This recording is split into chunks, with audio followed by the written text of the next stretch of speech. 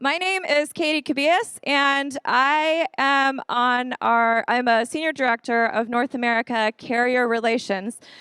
So I work with all of our North American carrier relations to talk about, what we're doing and where we're headed together. And so RCS is a pretty exciting topic for us, and that's why we're happy to bring you this information today. And with me are our domain experts. I am not the domain expert. These are the domain experts you really want to hear from. I'm going to turn it over. Philippe. Hi. Hello, everybody. How's everyone doing? All right. Good. I'm Philippe Munoz. I am Director of Product Partnerships, responsible for our relationships with our OTT channels that are partnering with us at Twilio to bring you some great channels through our products. And I will add, Philippe recently joined us from WhatsApp, so he knows what he's talking about when it comes to OTT and that world. And we have Ottavio. Hey everyone, I'm Ottavio. I'm a product manager on the channels team. And Ottavio actually is building our RCS offering, and he's sort of someone we're really excited to get to talk with today because Twilio has a lot of vision, and there's a lot of opportunity for our customers around that vision. So let's get into it. How many of you in the room have ever, well, let's start here. How many of you know what RCS is? Yes. All right. Awesome. If you don't know, please look for the person that raised their hand and ask them. That was a joke. We're going to tell you what it is. Don't worry. We got you. So RCS, again, as I've already repeated, is an acronym for Rich Communication Services. And basically, if you haven't seen a picture of RCS or kind of future pictures of where RCS is headed, we're here to just give you a very quick preview, and so you kind of understand the framework and you can start to think about how you might want to apply this to your own roadmaps. So I'm going to ask a few questions of Ottavio. Ottavio, we all know SMS, we know MMS. Why is RCS here? What does it aim to do? And why should we all start to get excited about it? All right, well, that's a lot to unpack. So starting with why RCS is here. So I think as we all know, today there are a lot of apps that we use to communicate with each other. WhatsApp, Line, WeChat, and there's still SMS. And kind of the experience has been the same for many, many years. So RCS is mostly a carrier-led initiative with many participants in the ecosystem, which we can get into later, that looks to upgrade that native messaging, that native SMS experience, and bring a lot of that rich functionality that we see already in WeChat, in Line, and we're starting to see in WhatsApp, and we see in Messenger. And so what's cool about RCS is that the way it's being rolled out, you do not, as an end user, have to download anything additional to get access to RCS. Once it's rolled out and the carriers and the ecosystem supports it, you get that kind of out of the box just from your native text messaging app. And so the analogy here would be, with iPhone, you get iMessage, kind of outside of iPhone, outside of the iOS ecosystem, kind of the response to that and to a lot of the new OTT over-the-top channels is RCS. Yeah. So is it fair to say that RCS is sort of the carrier response to OTT and providing a really awesome experience to their end customers? Or how should we look at this? I think that's definitely one way to look at it. I don't want to put words in the carrier's mouth, but just kind of seeing how the ecosystem is evolving, how all the time spent from end users is shifting into messaging. RCS definitely has the potential to be that, and it has a lot of the functionality that would allow carriers to have kind of their stake in the ground when it comes to that rich messaging ecosystem. Great. Okay. So this is sort of a preview of what we're talking about. So if you look over here, we're all used to seeing a lot of words. We get a text message, press send 1 for stop, 2 for go, yes, opt in, opt out. And there's not branding, there's not really much interaction. So one of the challenges that OTT vendors or solutions like WhatsApp are really great at is the conversation, the connection. How do you see the difference in the way that OTT solutions really drive that connection and engagement versus kind of where SMS is today? And how do you think RCS might pull that into the future?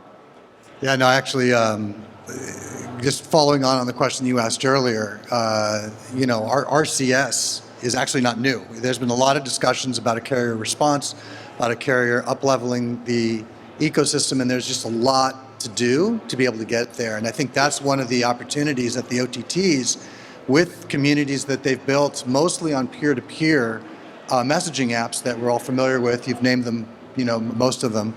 The question is when those OTTs, when those platforms decided to go with business communications, they had three things in mind in terms of how they wanted to go to market and how they might differentiate from SMS. And so the first one I would say is protection, right? So these platforms are very sensitive about the user experience, and they're very protective of their communities, and they want to make sure that messages that are received are wanted messages, that they're of high value, and that the sender is actually very much a known entity as well. That it's not just anonymous messages coming into the platform. So protection is one. The next one is high quality. So the idea of really up-leveling and taking advantage of all the signals coming off of the market for many years is knowing that this is where the market's going, between the applications being able to render a really rich experience and really making sure that messages are wanted, that the level and opportunity of up-leveling is huge. So they're being very selective about what use case they're going to enable and what businesses they're going to bring on board to prove out these channels as productive and valuable and enriching channels for the business. And the third one is innovation. Because what happens is as soon as you even try to start engaging, businesses start engaging with consumers over these platforms, guess what happens? Consumers start talking back. And businesses actually aren't always prepared to be able to handle those conversations. So the opportunity of creating huge value is there, and the opportunity of creating value and innovation in terms of creating the services that would be able to attend to that conversational demand is a huge opportunity for the developer ecosystem, as well as with Twilio, some of the products that we're rolling out. Thank you. Okay, so that sort of sets the stage for why is this important? Carriers think it's important for their end customers. Those end customers are all of our end customers. And so Twilio is trying to stay not only ahead of the game, but sort of drive some of that momentum. And so while we are working through that this year, our hope is to offer you in this room, like I said earlier, a preview of what's coming. What are the RCS features that we can get excited about in the nearer term? And then we also want to leave you behind with, hey, if I want to get started right now, if I want to start playing with some of this or get involved in early access beta, how can I do that? And to echo what Philippe has said, there are some use cases that I think some of you in this room are driving that would be very interesting for us where we would love to work with you on getting you involved in RCS early. And what you'll see from Twilio over the next 6 months is more information kind of being rolled out about how you can continue to get involved. So this is just step one. But I would like to turn it over to Ottavio to talk us through some of the amazing features we can expect this year. Yeah, so I'm pretty excited to be able to talk to you guys about RCS because we've had RCS kind of in a closed pilot ever since we announced it. It's been actually over a year. And so we started onboarding recently kind of cohorts of customers to get access to RCS on Twilio. And so what we have today is the RCS kind of availability in the same programmable SMS API that I think most of you are probably familiar with. The only difference there is that you kind of, putting my developer hat on for a little bit, would just change the to and the from. and you have additional fields that you can use and kind of take advantage of that are RCS specific. So getting into specific functionality, what that means is that with RCS, using kind of that same 2010 programmable SMS API, you can now have menus and quick replies and kind of location sharing and a lot more richer functionality really available kind of out of the box from that API that we're all used to. And so that's something that if you guys are interested in getting access to that, to get involved in the pilot, you can go into your console when you log in, go to channels, and request access to RCS. We've been getting a lot of demand for access to RCS. So we're now starting to go through those requests and onboard cohorts based on some screening criteria that's defined both kind of by Twilio and kind of our ecosystem partners. For you guys here in the room today, if you want to go ahead and make a request and you want to just put in Signal or Signal 2019 in kind of the comment box, we'll go ahead and prioritize those as we go through the next round of reviews. And so, yeah, just as a recap, going back to your question, what's available today is an API as a pilot where you can use RCS and get access to the devices that are RCS enabled today. And I know you're not going to want me to do this, but when it comes to features, what do we feel comfortable talking about today? And then where do you see it headed in the future? And we're not selling futures. Did everyone sign the NDA or read the safe harbor before you got here? Okay. But where do you see near to come futures that you're most excited about? Because I think that's part of the vision is how can we think through use cases and what are some really cool stories you've thought through or use cases you're working through now where these new features are being leveraged and we can all start to kind of think about our own use cases so that we're ready when you're ready. Yeah, I do want to paint kind of the vision for what RCS can enable. So one example of that is a feature called carousels, right? Where you can actually have menus inside the native messaging app to offer, for example, the ability for the end user to, there's a cool case study if you guys look up a Subway RCS case study to select kind of sandwich toppings or, to go through kind of a multi-option selection flow inside messaging. So there's a lot of really interesting, rich functionality that can actually move a lot of the web or app flows, user flows into messaging and really reduce friction. And we've seen that drive engagement and conversion and just KPIs up across the board. So I think that's kind of the exciting vision for RCS. What I would encourage us to think through as we're looking into RCS and trying to figure out where to fit it into our roadmap is to actually start with simple use cases. And so, today, one of the things that we're keen to solve is that SMS to RCS interaction. So, just again, putting my developer hat on, when once I have access to the API and it has RCS enabled, how do I know when to trigger an RCS message versus send it as SMS? And so, that's something that during the pilot, we'd love to figure out with you guys how you want to have that designed. We want to offer that flexibility. And at the same time, we're going to offer features like RCS SMS fallback, where if you attempt RCS, if the device is not capable, it'll fall back to SMS. I do want to mention that the device penetration for RCS is still very low.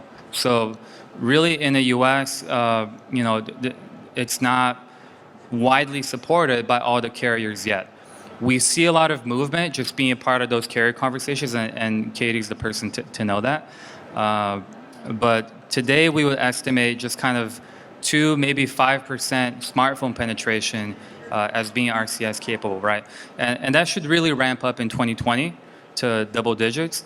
But today, for anyone who's interested in RCS and starting to learn how to take advantage of those features, we want to make that seamless and also offer flexibility. Thanks. This is a lot about planning. And you had a comment? No, I just want to add to that. I think that the caveat, I think, is a really good point. And the obvious question, I think it begs the question of why now, right? In terms of, the API has been in closed beta. Why would you spend the time? And the reason why is because there's still a lot of discovery. So if you're a brand who's really trying to delight customers, who's trying to understand a problem, trying to understand and really hone in on an impact that you're trying to have in the user experience, or even in your straight from ROI or in customer satisfaction, going into RCS and really thinking through the use case and thinking through what impact you're trying to drive is going to be really important as well in terms of one, acceptance into the program, but two, I think the return that you'll get as well on your investment. So I'll just throw out one example. There's an OTT platform that had a customer that was really excited. They wanted to be a first mover, and they wanted to be first on that platform and have bragging rights. And they, sure enough, they got there, and they basically sent one-way notifications out. Simple use case, but probably the wrong use case. And here's why. Customers started answering, and no one was monitoring the return channel. So in effect, they had to pull back before their customers' confidence in them actually started eroding. So it really is important to think through all the way about that customer journey and how does rich messaging fit into what you're trying to accomplish with your integration. Yeah, and I have a long background in working specifically with ISVs. And I will say part of our effort here is there are lots of priorities with Twilio on the journey to the future of messaging. And you're going to hear, and you may have already heard about a lot of this today, and you'll hear it tomorrow. When we're thinking through that journey, we want to make sure that we're engaging with you at the beginning of the journey. So when we think about things like A to P, we just had a breakout session about A to P. You saw branded by Twilio, and how can you leverage that in messaging? And then there's RCS. So this is a journey, and I think what we're saying is we want to make sure that you have what you need to be able to plan out about a 12-year roadmap. Excuse me, 12 years. Good Lord. When was the last time that worked in this industry, a 12-year roadmap? Who would I be if I could have figured that out? And anyway, so about a 12-month roadmap so that you can factor this in, because it's not something you're just going to flip on. You have to put a lot of thinking into it. It's a new way to engage your customers, and it's a new way to think about, this is a good segue, your messaging channel strategy. How does RCS fit into this channel strategy? And what is Twilio doing to help make that seamless and easy for you? So, Ottavio, we're not just building APIs for RCS and working with carriers to stay ahead of the curve here. We've got kind of something a little bit bigger cooking, right? I hope, Twilio style. And one thing, just kind of piggybacking off that question, that I want to kind of emphasize and clarify as well, because I've heard a lot of questions as I've talked to people here, is that the channel access is being offered through one API. So through the same programmable SMS API, which we will be renaming and kind of rebranding to messaging, not just as SMS. You can send WhatsApp messages. You can use that for Facebook Messenger. That's available in public beta. We have Line available in public beta as well. And we have RCS, as we're talking about here, available in a private beta. And so it can be painted as a grand vision, but I think it should just be seen as very simple. We want to make it very simple. Just offer an API where you can reach your customers on the channel that they prefer, and give you access to those rich features as they become available, and really abstract out that complexity of not having to deal with multiple payloads per channel. If a card shows up in one way in Messenger and a different way in Line, we want to abstract that out and just offer that functionality through one API and a single set of standards. So that's really the vision and philosophy, and we're building towards that. Could anyone tell I'm more from a marketing background, and Ottavio is our product owner? Grand vision, the future. Well, it should just be simple, and it should just be an API. And I think that says it all, because it is true, and that is what you're familiar with. That's why you're here with us. I would assume that Twilio has made a lot of your communications and your ability to build with us very straightforward and easy. Now, something I would like to add, though, to the grand vision is RCS and the insights. So what kinds of insights and data do you think we can expect to feed back to our customers? Or maybe we're not feeding it back. Maybe it's new stuff they're going to be able to start planning for that they couldn't have using SMS?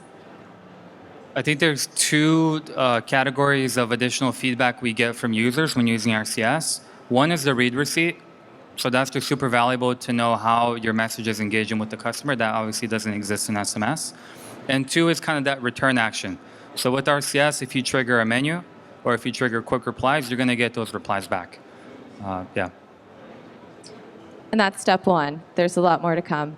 So I think on that note, we are, oh, I just went backwards. We are, as we mentioned, looking to engage with you. And instead of spending time on this, I think, if you have an interesting use case, you think it might apply, and you're using like pretty high volumes of messaging, please, sign up, register for the beta, signify that you were here with us, and we'll prioritize you, and then we'll get engaged. But with that, I want to thank both of you, our domain experts, for being here and sharing information with us, and open it up to the floor in case our record-breaking breakout session has any questions. So if you have any questions, now's the time. We'll pass around the mic.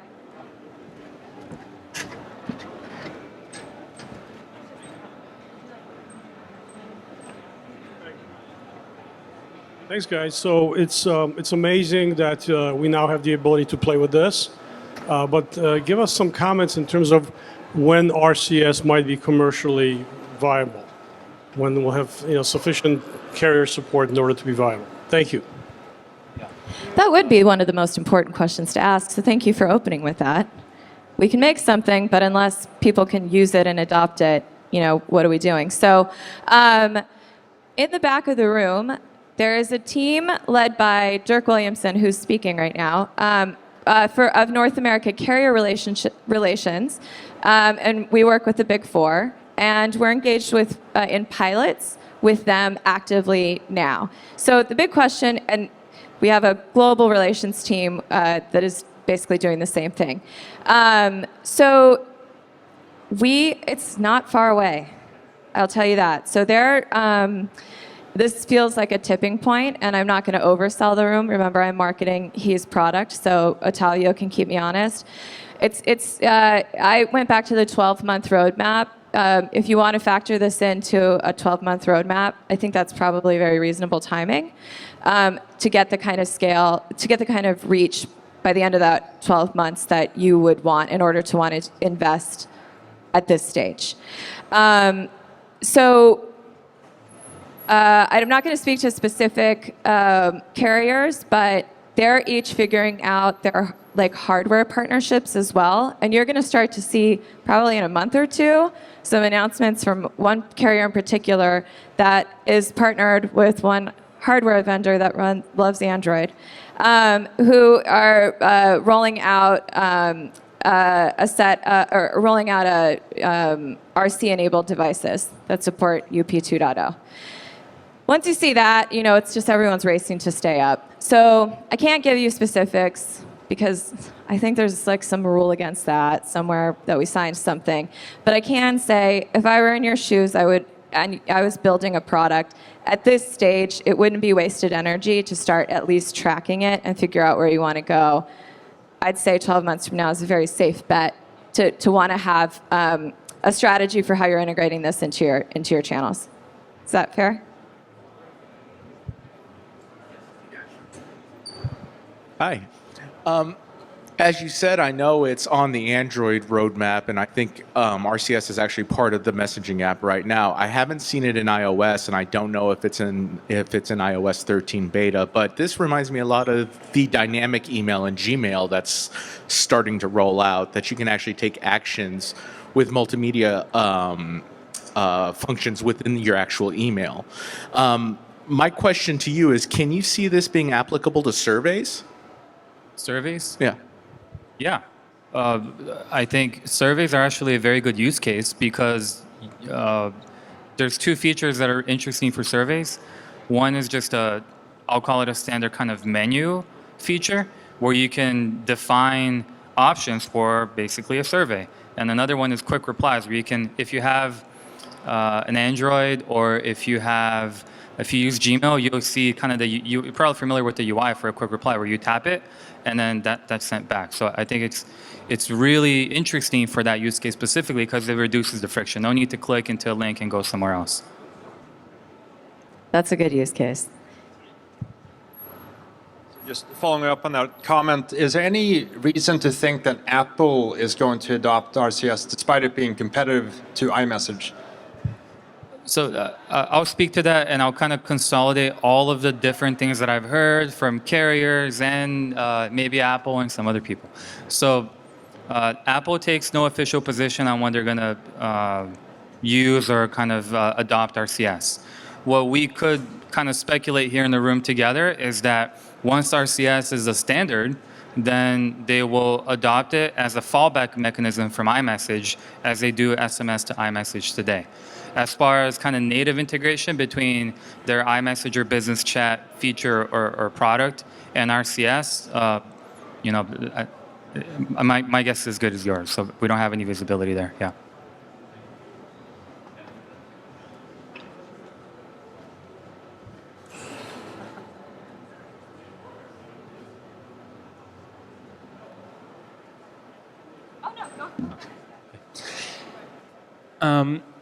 There is also a big talk from Google that they saying that they also partner with a lot of carriers all around the world.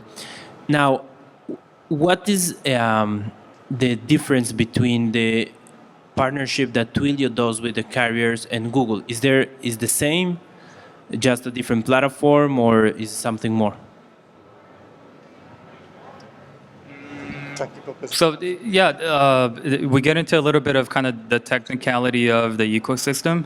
So the way it works is that there's a messaging as a platform provider.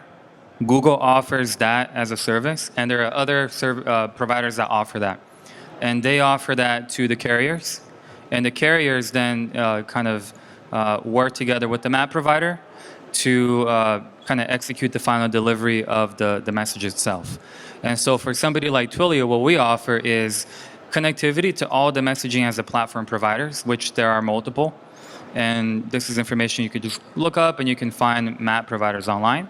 And we have the relationships with the carriers to make sure that when the commercial models are set in place and kind of the A to P conversation comes up, that all of that is done kind of behind the scenes and that complexity is abstracted out for the customer. So it is a bit of a three-way dynamic there between the map provider, the carrier, and Twilio when it comes to that. Yeah, and there's another element here that many of the map providers have signaled and are not necessarily prepared to have retail relationships, if you would. So that's the other thing is that they view us as a go-to-market partner as opposed to being an infrastructure provider to the carrier. So there's another sort of differentiated roles. I think there's a question in the back. SMS in different countries have different laws sending it, especially marketing SMS. US being an example where it's pretty strict. Will RCS be under the same laws, or will it be treated more like a WhatsApp message that is not controlled? Yeah, that's a great question. I think it's a good follow-up from this question, right? Because that gets into a specific dynamic where there may be carrier and region-specific definitions. Yeah, do you want to comment on that? Yeah, definitely. I mean, ultimately, it is a carrier service and will be sold by carriers, and so with the ability to resell, right? But just like SMS, it's understood as a carrier service, so it will more than likely be subject to carrier regulation. So jurisdiction by jurisdiction. I can confirm it will be. Yeah. On the back of that, yes. Any more questions? So I'm curious, you have account alerts. Is it possible to also tie in like payment processing with an account alert? So you can receive a message and you click on something that says, hey, you owe $100 right now, and do you want to pay it or not? And you could actually click on it and it send a message into a database that will cause the transaction to occur. That is possible in so that's not something we support today. That gets more into further out roadmap and vision. And if you're very interested in doing that, I'd love to chat with you a little bit more and understand how you want to use that. Yeah. I mean, there's countless use cases, and I think this is what's so appealing about RCS is we can all start to innovate and dream a little bit further with customer engagement. So should we just kick back and spend the rest of Signal here talking through our use cases and how we're going to monetize them later? Raise your hand if you're in. No, I'm just kidding.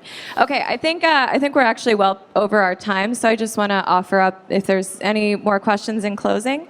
We're happy to take a couple more. Otherwise, we're going to let you get to your long break and enjoy it. And we cannot thank you enough, one, for hanging out with us, but two, for making it to Signal and taking this time to be with Twilio. So thank you. Thanks, guys.